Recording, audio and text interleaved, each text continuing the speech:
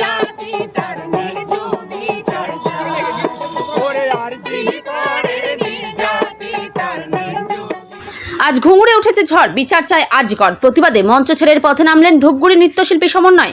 শনিবার সন্ধ্যায় মহকুমা শহর ধূপগুড়ি রাজপথে এক প্রতিবাদ মিছিলে পা মেলালেন সেই নারী শক্তি মূলত যারা ভারতীয় নৃত্যকলা চর্চায় মঞ্চে ঘুঙুরের আওয়াজে ঝড় তুলে থাকেন।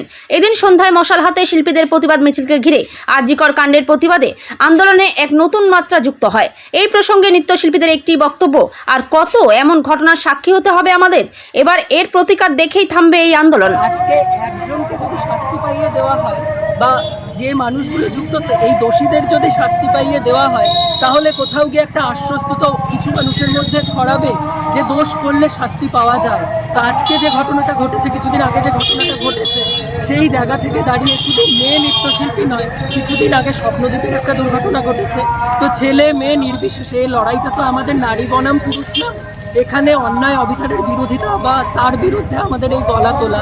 তো আজকে যে জায়গাটা আমরা দাঁড়িয়ে রয়েছি, সেখানে আমাদের মনে হয় যে মেয়ে বা তাদের যে কোনো বয়সের মেয়েরা হতে পারে, তারা বাড়ির বাইরে বেরোতে গেলে তাদের আশ্বস্তি একমাত্র যে এই দোষীদের শাস্তি পাইয়ে দেওয়া।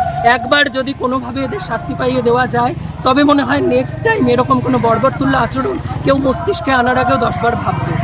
Bureau report, PB news. Annapurna medical hall, chemist and druggist.